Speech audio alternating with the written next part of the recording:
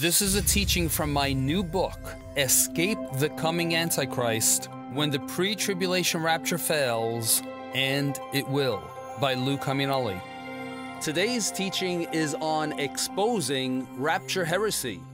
By the end of this video, you will understand when the rapture occurs according to Scripture, and you won't be misled again by pre-trib theology. They say the rapture occurs 7 years before Christ's return. Scripture says otherwise. Hey, here's something. Do you want to know how to determine whether pre-tribbers know anything about the end times? Ask them this simple question. What is the difference between the Great Tribulation and the Day of the Lord? They cannot answer this question. They believe it is all one event. Interestingly, the thing that Scripture says are two events, the Great Tribulation and the Day of the Lord, they say is one. And guess what? We have already been evacuated when the tribulation period of 7 years duration begins. Which is 7 years, and it's called the tribulation. You'll go through the 7 years of God's wrath. And the thing Scripture says is one event, His return, they say are two. If I was to ask you, do you think that the rapture and the second coming of Christ are just one and the same event? Or do you think that they are two different, separate events that are separated by a period of time of 7 years in between? The second coming of Christ in the broad sense it comes in two phases. The two different phases, I believe, exist to the second coming. This blurring of these two events is the main cause for their misunderstanding of when the rapture happens. But once you understand, you will know the timing of the rapture.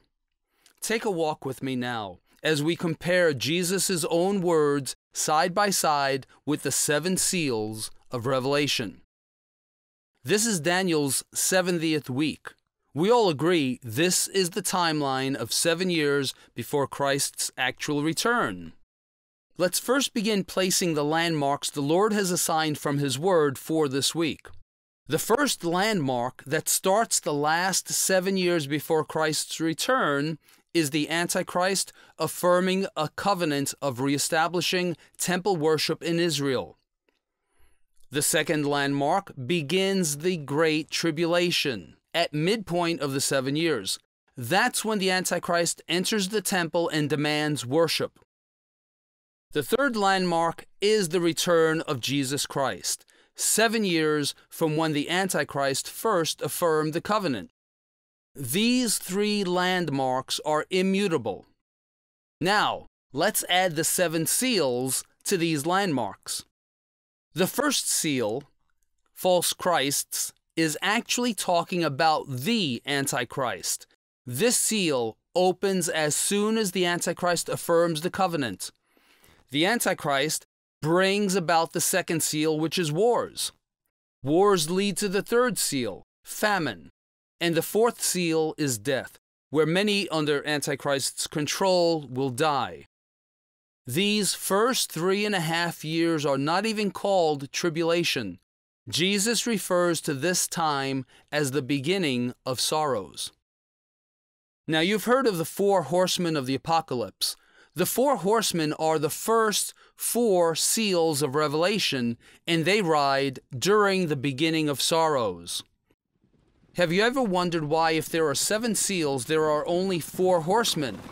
Why aren't there 7 horsemen? God, in His infinite wisdom, is depicting these first 4 seals as horsemen because anciently, horsemen were the chief method of sending warnings of impending danger to nearby towns.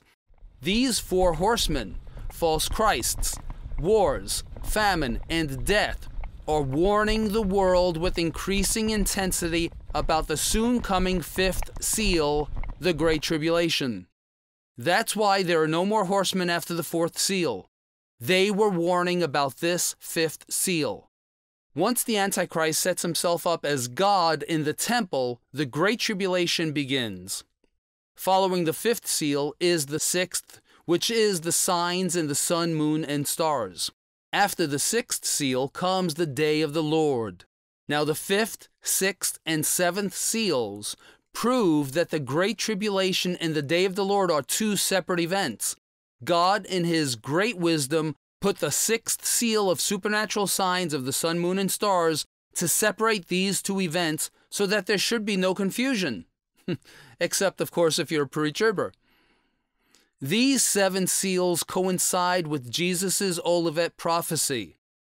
Now notice how Jesus follows the 5th, 6th, and 7th seals in consecutive order. The 5th seal, "For then shall be great tribulation, such as was not since the beginning of the world to this time, no nor ever shall be, and except those days should be shortened, there should no flesh be saved alive.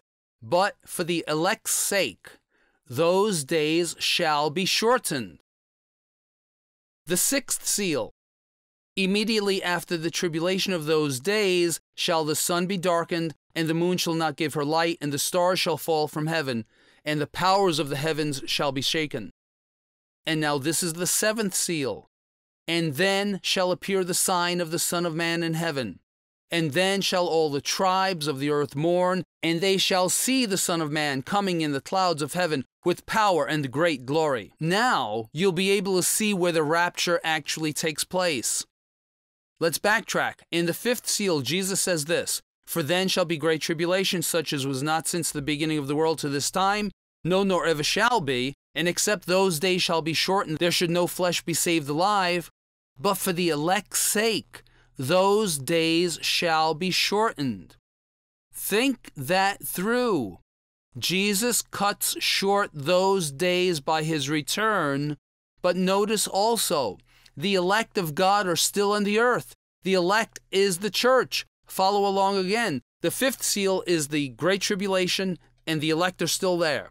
The 6th seal is the sign in the sun, moon, and stars. And then the 7th seal is the return of Jesus, who tells us in Matthew, "And then shall appear the sign of the Son of Man in heaven. And He shall send His angels with a great sound of a trumpet, and they shall gather together His elect," the same elect that was in the Great Tribulation, "from the 4 winds, from one end of heaven to the other." There you are. The elect of God are raptured. You have just pinpointed the rapture. And it wasn't very difficult, was it?